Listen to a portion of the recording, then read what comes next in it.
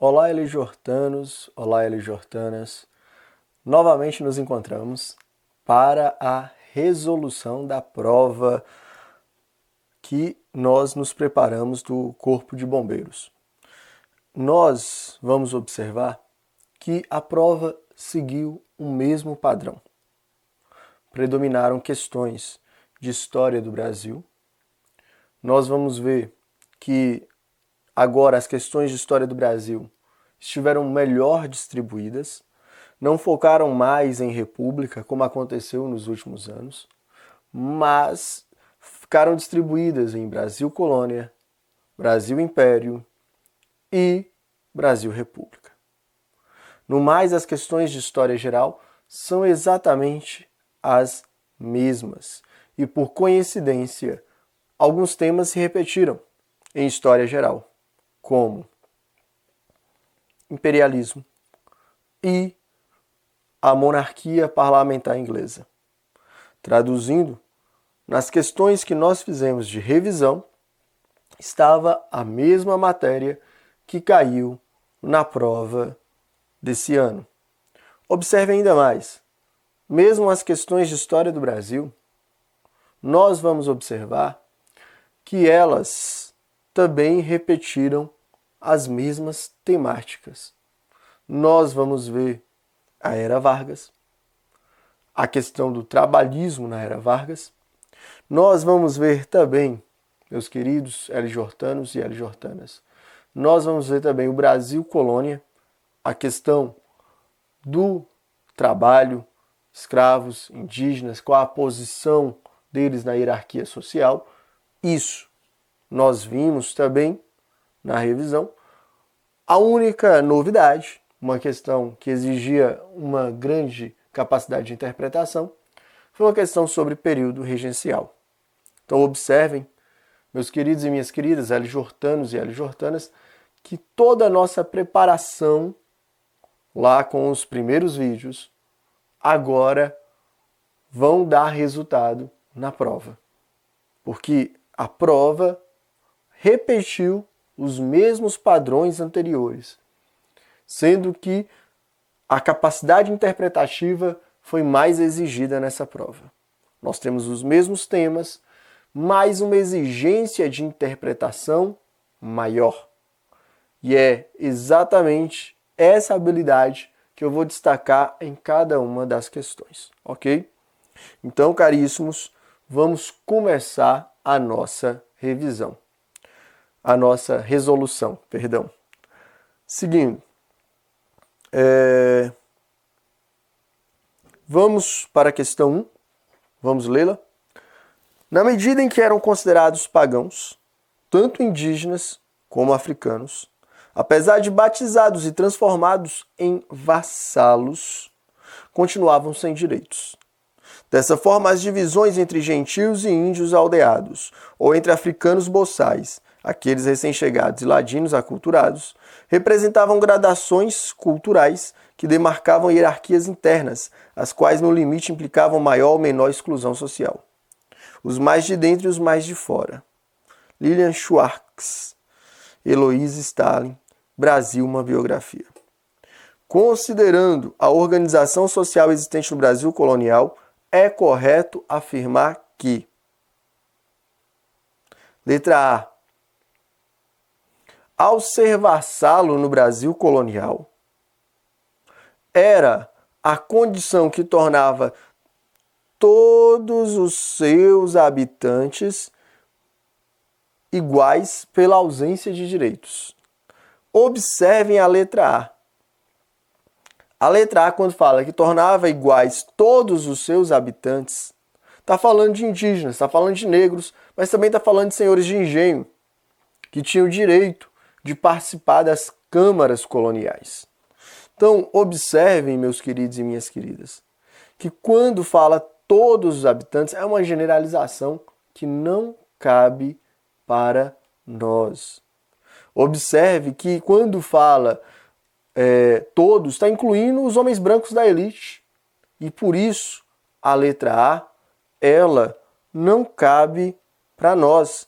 Tornar todos os seus habitantes iguais pela ausência de direitos Não, não, eles não são todos iguais pela ausência de direitos. O texto está falando de indígenas e africanos, onde eles se encontram na hierarquia social colonial. Vamos ver a letra B então, meus queridos? Letra B. As diferenças existentes entre os grupos subordinados no Brasil colonial conferiam a eles diferentes lugares na hierarquia social. Essa está perfeita para nós. Letra B de bondade. Observe, meus queridos, que o texto fala sobre os grupos subordinados, indígenas e africanos.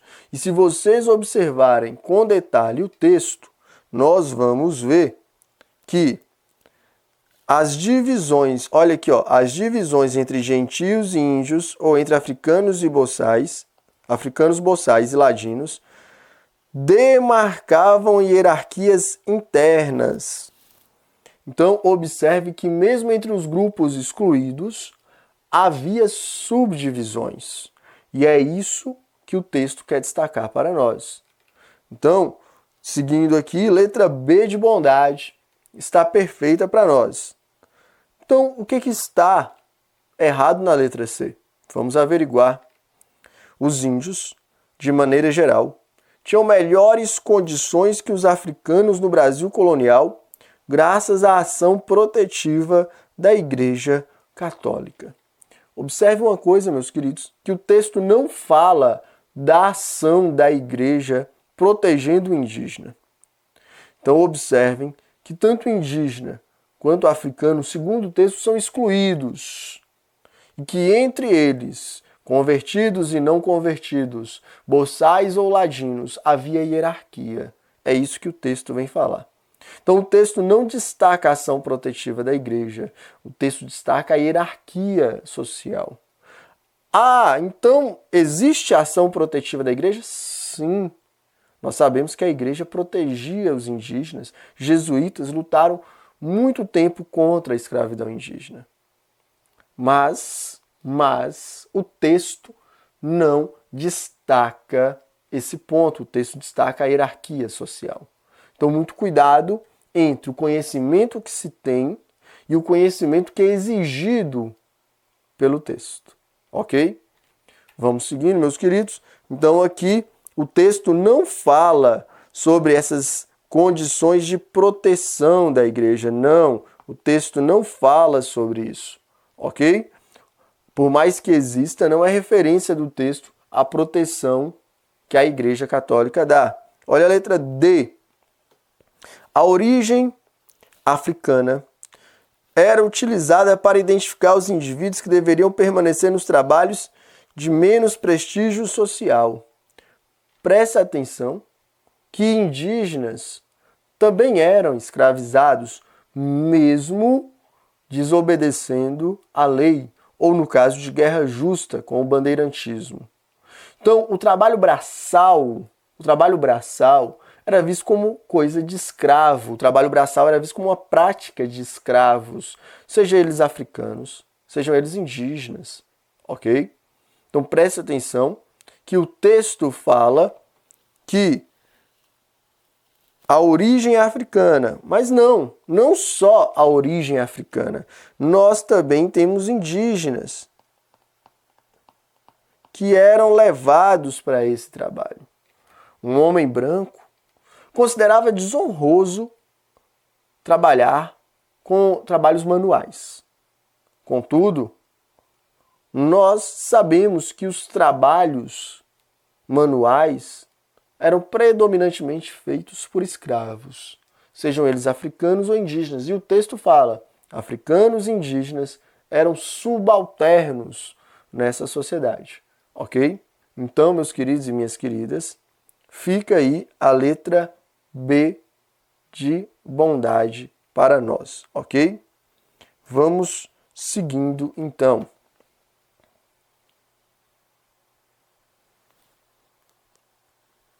Questão 2. Questão 2. O que se tornou conhecido como Revolução Gloriosa de 1688 transformou a Inglaterra e o monarca gradualmente perdeu todo o poder de decisão, tornando-se um mero símbolo do país. Marc Almond, O Livro de Ouro das Revoluções, movimentos políticos que mudaram o mundo. A Revolução Gloriosa foi importante por introduzir na Inglaterra, letra A fórmula política em que o rei reina, mas não governa, ou seja, o parlamentarismo.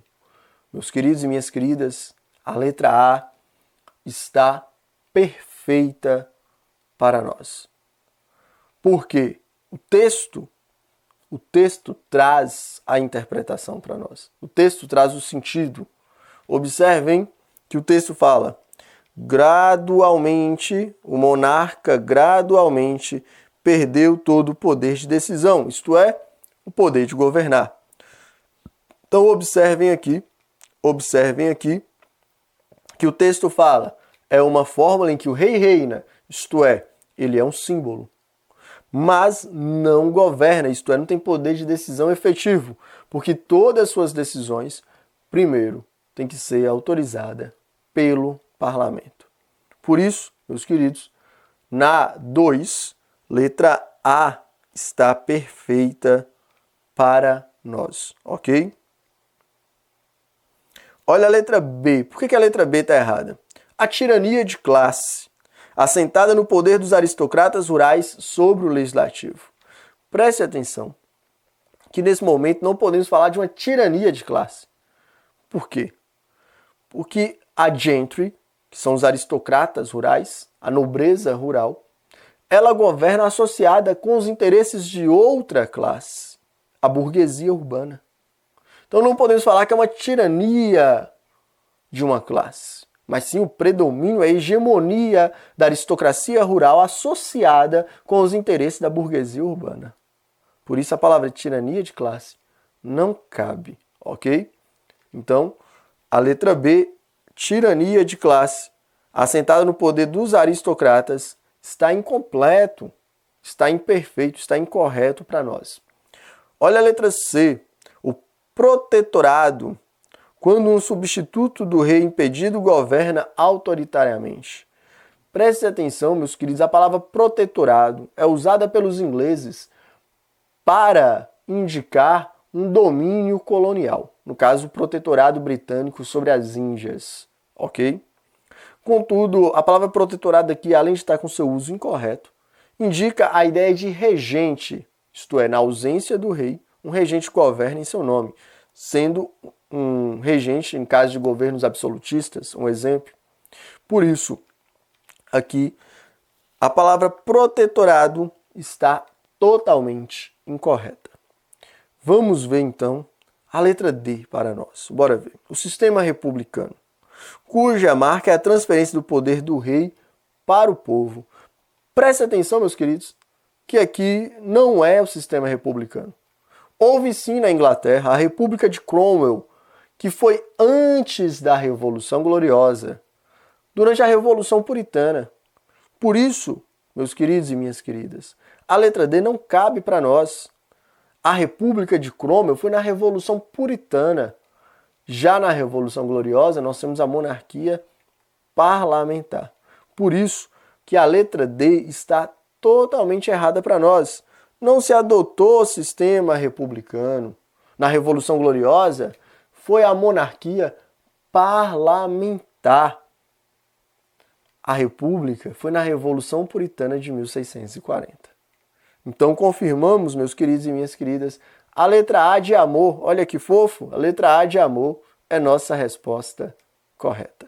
Ok? Vamos seguir, então, para a nossa próxima questão, a questão 3.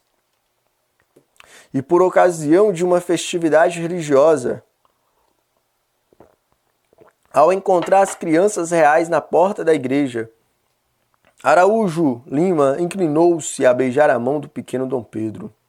Esse ato repercutiu fortemente na corte, transformando-se imediatamente em tema de comentários pela carga simbólica da reverência prestada pelo regente ao imperador menino. Maria de Lourdes Lira Viana, O Império em Construção, Primeiro Reinado e Regências. O gesto do regente Pedro de Araújo Lima de beijar a mão de Dom Pedro na época da celebração do seu aniversário de 12 anos ganhou uma carga simbólica relacionada a letra A abdicação de Dom Pedro, desgastado junto aos brasileiros em favor de seu filho e herdeiro, Dom Pedro II. Observe bem, meus queridos alijortanos e alijortanas, que a letra A está inviável para nós. Nesse momento, nessa celebração que Dom Pedro II tinha 12 anos, Araújo de Lima estava governando na Regência Una no ano de 1837, nós vamos observar que Dom Pedro já havia abdicado em 1831. Isto é, 6 anos antes. Então, cronologicamente é um fato impossível. Vamos lembrar que o período regencial começa com a abdicação de Dom Pedro. Então, quando Araújo de Lima, ele faz esse gesto, há muito tempo Dom Pedro I já havia abdicado. E Dom Pedro II ainda não tinha idade suficiente, segundo a lei, para governar. Vamos lembrar que, segundo a lei brasileira da Constituição Monárquica de 1824, somente com 18 anos é que o imperador poderia assumir o trono, ok? Então observem bastante que aqui o fato relacionado está incorreto, a abdicação de Dom Pedro I, ok? Então eliminamos a letra A. Vamos ver a letra B. Vamos observar que existe uma pegadinha interessante aqui na letra B. Busca de apoio de Dom Pedro à formação do Partido Conservador, fruto do regresso conservador de 1837. Muitos poderiam ficar tentados. Araújo de Lima era um conservador. E muitos ficariam tentados a fazer o quê? Muitos ficariam tentados a assinalar a letra B. Contudo, meus queridos, o regresso conservador, ele começa em 1837, mas desde a criação do ato adicional, haviam aqueles que eram contra essa ideia. Por isso, progressistas, a favor do ato adicional de 1834, e regressistas, aqueles que eram contra o ato adicional de 1834. Em 1837, os conservadores, chamados de regressistas, conseguiram a maioria no parlamento e conseguiram então anular as decisões com a lei de interpretação do ato adicional, que anulava as decisões do ato adicional de 1834, que dava maior autonomia às províncias. Observem que eu narrei a posição dos regressistas sem em nenhum momento falar sobre Dom Pedro. Por quê? Porque os regressistas, chamados conservadores, desejavam centralizar o poder. E o primeiro plano deles era antecipar a coroação de Dom Pedro II. Só que os liberais muitas vezes se posicionaram contra essa ideia no início do período regencial. Por isso que eles decidiram criar a lei de interpretação. Então a letra B, meus queridos, está incompleta para nós, porque não faz referência ao ato, o significado simbólico daquele ato. Qual é o significado simbólico? O desejo de se antecipar à maioridade de Dom Pedro II. O texto está falando sobre isso. Simbolicamente, o ato de beijar a mão é o desejo de antecipar a maioridade de Dom Pedro II. Por quê? Porque com o imperador no trono, o poder moderador volta e há uma maior centralização. Então a letra B que nós colocamos aí, meus queridos, presta atenção, a busca de apoio de Dom Pedro à formação do Partido Conservador, fruto do regresso conservador de 37. Ela está incompleta para nós, por quê? Porque os regressistas queriam centralizar o poder inicialmente como? Antecipando a coroação de Dom Pedro II. Como eles não conseguiram, eles fizeram esse regresso a partir da centralização com Araújo de Lima, a lei interpretativa. Então aqui para nós, meus queridos, ela está incompleta. Porque o ato simbólico de beijar as mãos representava o desejo dos conservadores de antecipar a maioridade de Dom Pedro, centralizando o poder, para combater as revoltas regenciais até então existentes.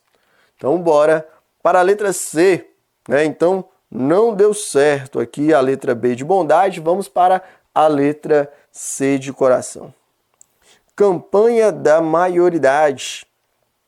A fim de restabelecer a autoridade centralizadora no Brasil imperial. Perfeito para nós, meus queridos. Letra C de coração está perfeita, o nosso gabarito, a nossa resposta. Preste atenção que os conservadores, eles desejavam a centralização do poder, isto é, retirar a autonomia que foi dada às províncias, a autonomia relativa, com a criação das assembleias legislativas provinciais.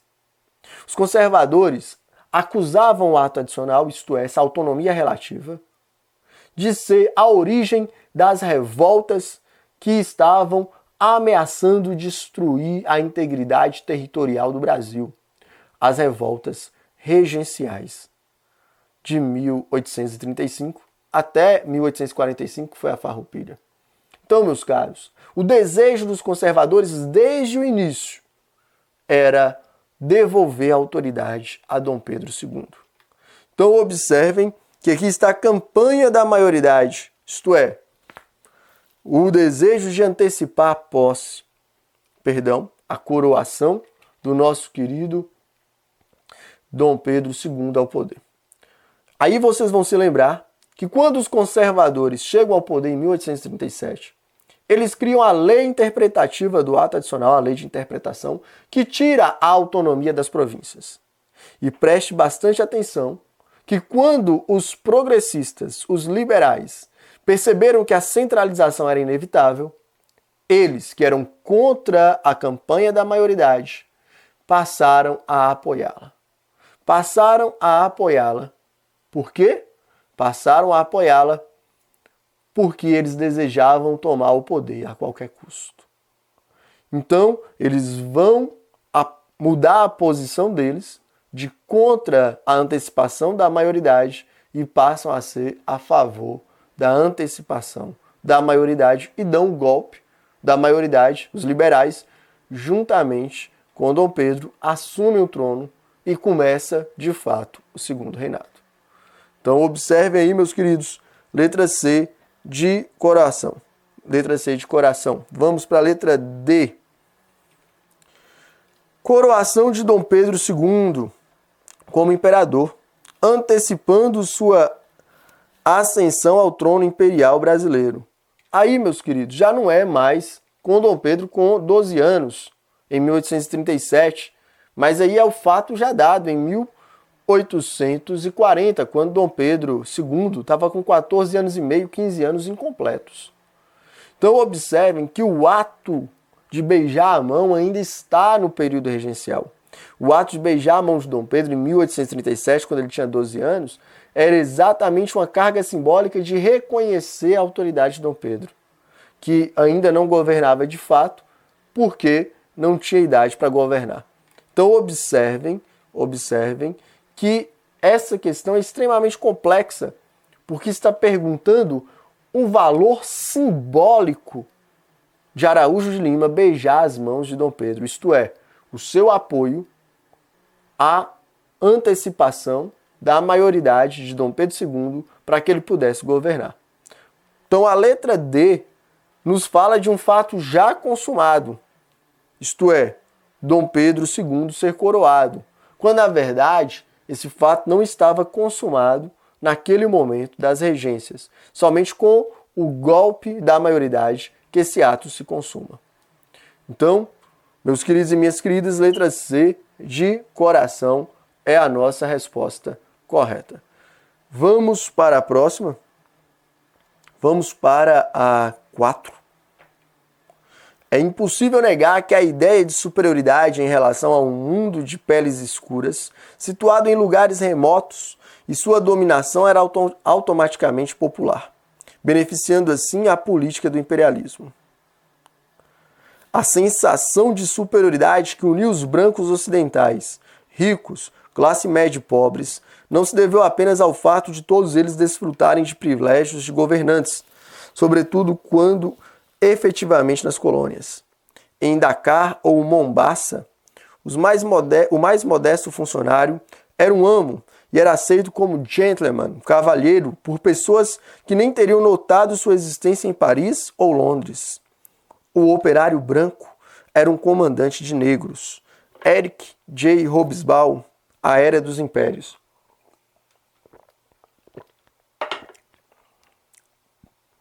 A partir da leitura do trecho, é correto afirmar que o imperialismo, letra A, demonstrou aos grupos populares que a superioridade do homem branco europeu, até então contestada localmente, era real, visto a dominação de peles escuras em lugares remotos do mundo. Preste atenção, meus queridos, que o texto fala um ponto diferente. Vamos voltar no texto aqui. Vamos voltar. Aqui, observem, ó. É impossível negar que a ideia de superioridade em relação ao mundo de peles escuras, situados em lugares remotos e sua dominação, era autenticamente popular, beneficiando assim a política do imperialismo. Então o texto está falando que não houve contestação. Observem bem aqui, olha. A letra A fala assim, até então contestada localmente. Não, o texto fala o contrário. Era uma ideia popular, era uma ideia que estava em todas as classes sociais, que era aceita em todas as classes sociais. Então, quando fala que era contestada localmente, não, meus queridos, não houve esse elemento contestado localmente. O texto nos mostra que havia o quê? Era impossível negar que era uma ideia autenticamente popular, isto é, era uma ideia aceita e não contestada. Por isso, meus queridos, a letra A é impossível para nós. Vamos ver, então, a letra B. Era um dos fatores de orgulho nacional, quando ressaltava a crença na superioridade de ser branco e ainda dava destaque nas colônias a pessoas socialmente insignificantes na Europa. Letra B, meus queridos, está perfeita para nós. Observe bem a letra B. A letra B fala exatamente o que está no texto. Primeiro, fala que a superioridade da raça branca era vista como um elemento de orgulho nacional, isto é, era aceito por todas as classes. Então, quando fala o elemento nacional aí, está falando que todos se orgulhavam de ser brancos, seja na França, seja na Inglaterra. Por quê? Porque geravam ideia de superioridade. Ok? E prestem bastante atenção em algo mais. O texto também fala que um operário na colônia era visto como um gentleman e comandava homens negros. Então, o operário branco na colônia era um gentleman, era notado, era percebido. Então, observem que a letra B vem falando isso. Ainda dava destaque nas colônias a pessoas socialmente insignificantes na Europa. Socialmente insignificante significa o quê, meus queridos? Significa que eram subalternos no território europeu. Mas nas colônias eram vistos como seres superiores, isto é, o homem branco era superior e deveria ser respeitado. Por isso a letra B de bondade, meus queridos, está perfeita para nós. Vamos ver a letra C. foi assimilado por grupos sociais subalternos da Europa por verem na imigração a possibilidade de ascensão social a ocupar lugares e papéis de reconhecimento nas colônias. Preste atenção que essa letra C está parcialmente correta. Ela não está totalmente. Nós procuramos aquela que está totalmente certa. Só que a letra C, ela está parcialmente, então ela podia te enganar. Tome muito cuidado. Observe aqui que está falando que foi assimilado por grupos sociais subalternos. Preste atenção que o texto fala que todos os grupos sociais assimilaram essa ideia. Vamos ver no texto lá, para provar para você. Aqui, os brancos ocidentais, ricos, classe média e pobres. Por isso, meus queridos, quando fala que foi assimilado por grupos sociais subalternos, aí, meus queridos, ela está incompleta. A letra C está incompleta. Por isso, está incorreta para nós. Vamos ver a letra D, então. Significou um movimento que, na disputa com outros países europeus, eliminou as diferenças sociais internas, criando um clamor patriótico sob a bandeira e símbolos nacionais. Preste atenção, meus queridos, que aqui tem uma pegadinha. Olha a letra D aqui, ó. Eliminou as diferenças sociais internas. Preste atenção que não houve essa eliminação. Na verdade, houve uma forma de camuflar, ok? Houve uma forma de camuflar, de maquiar essas diferenças sociais internas. Ainda continuavam existindo ricos, ainda existiam burgueses, ainda existiam proletariado, ainda existiam pobres. Contudo, a ideia de superioridade do homem branco os unia. A ideia de uma superioridade do homem branco sobre os colonos os unia. Por isso, meus queridos, prestem bastante atenção.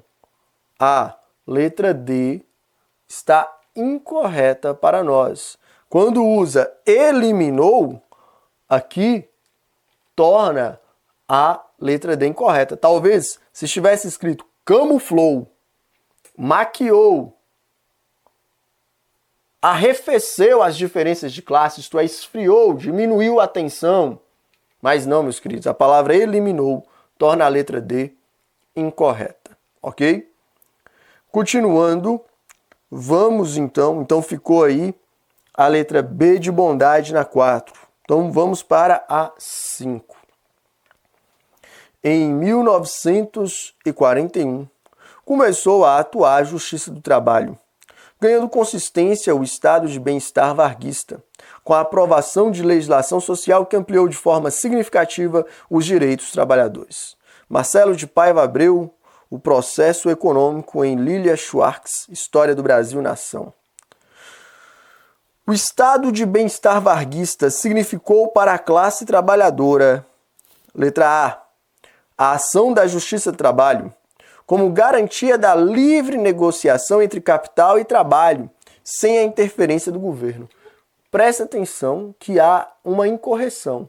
Se existe uma justiça do trabalho, existe regulação. Então, quando fala garantia da livre negociação, aí, meus queridos, está incorreto. Quando se fala em uma justiça do trabalho, está falando de uma regulação, e nesse caso, uma regulação vinda do Estado. Por isso a letra A, meus queridos, está incorreta para nós. A letra B, a eliminação de conflitos entre capital e trabalho, pela manutenção de relações equânimes entre ambos, pela justiça trabalhista. Presta atenção na palavra eliminação. O que a Justiça do Trabalho faz é regular, é legislar sobre as relações entre capital, burguesia e trabalho, proletariado. Então preste bastante atenção que nesse caso, a letra B está incorreta. O que nós temos é uma regulação. Então a palavra aqui eliminação está incorreta para nós. O que nós temos é uma regulação, ok? Então, elimina a letra B aí para nós e vamos para a letra C de coração. A garantia para o capital e trabalho de que o negociado é superior ao legislado na relação de contrato entre ambos. Não, meus queridos, não.